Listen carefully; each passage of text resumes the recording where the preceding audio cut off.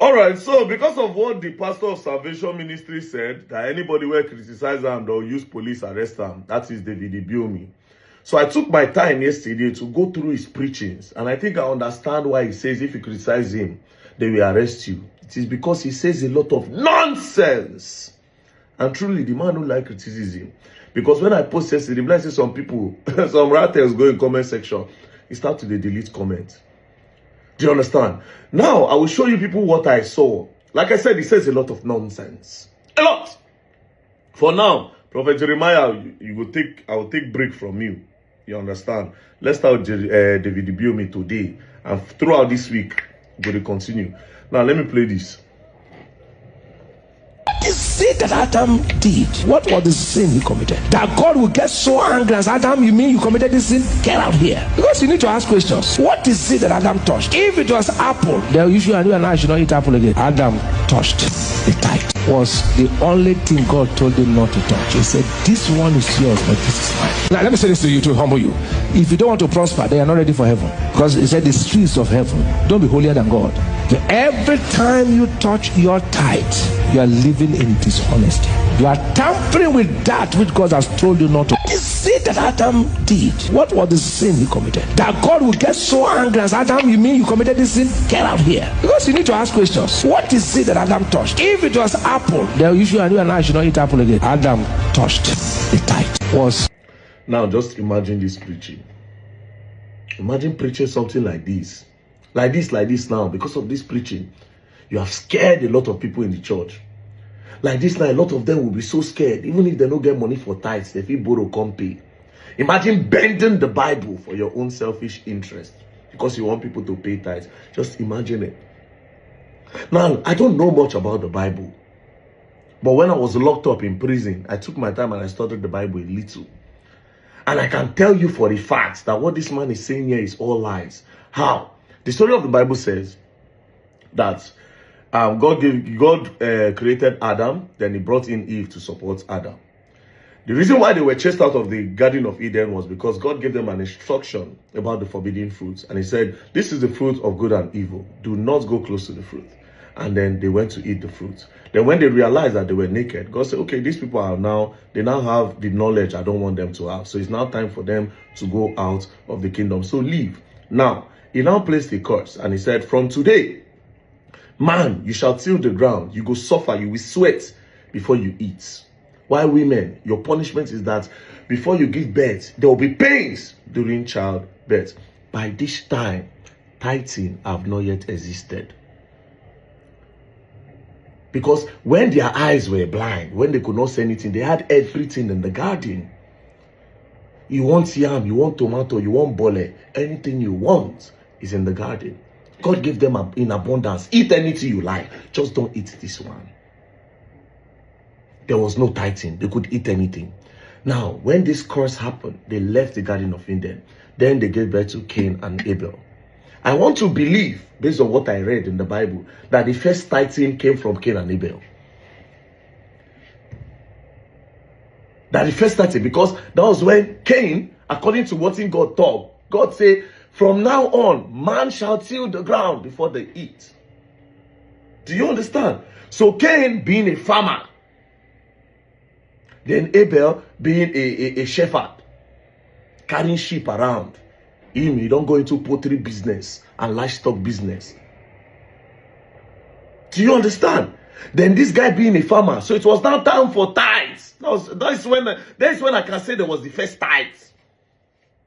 Going by the Christian religion about tithing, that's when I can say, okay, yes, that is the first tithes. Cain and Abel. So okay, it is appreciation day.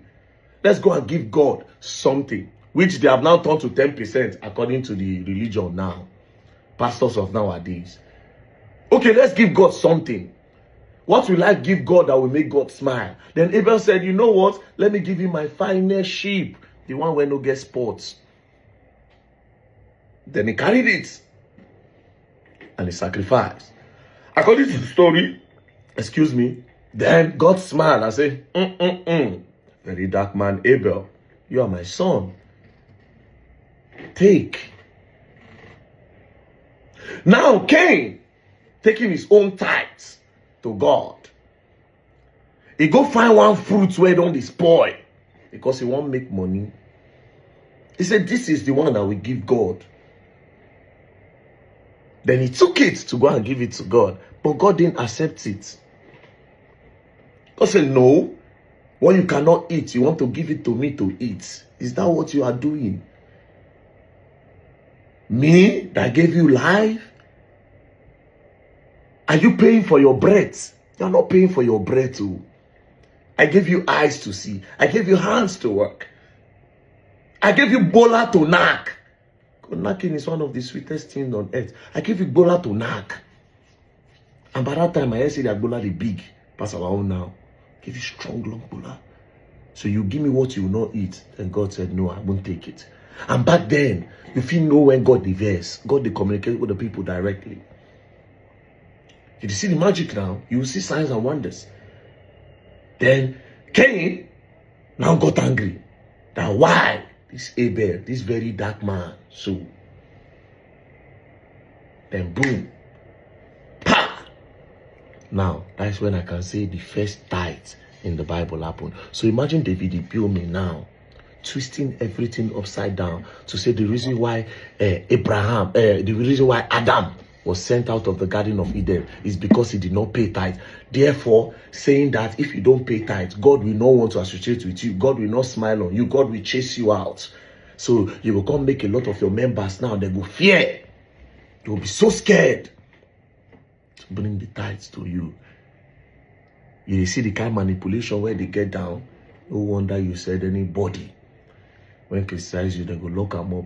I'll be waiting for me to be locked up. I'll be coming to Nigeria very soon.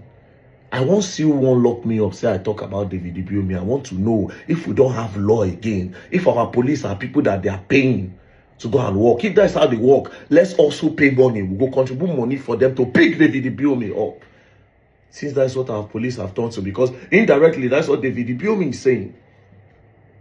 If you criticize me, they will lock you up. It's not that he said, I will make sure I sue you. I don't care whatever the person say. Even if the person like me spoil your name, go for a civil case. But saying they will lock the person more is some form of craziness. Power don't reach you here. Power don't choke you. Oppression don't choke you. And that's why I always say, I say a lot of these pastors now the problem we'll get for that country. They brainwash the youth not to move. They manipulate the youth not to move and wait that, oh yes, one miracle is coming somewhere. Just keep praying and paying your tithe. It's a problem. It's a very big problem. So, Pastor David Ibiome, the criticism just started.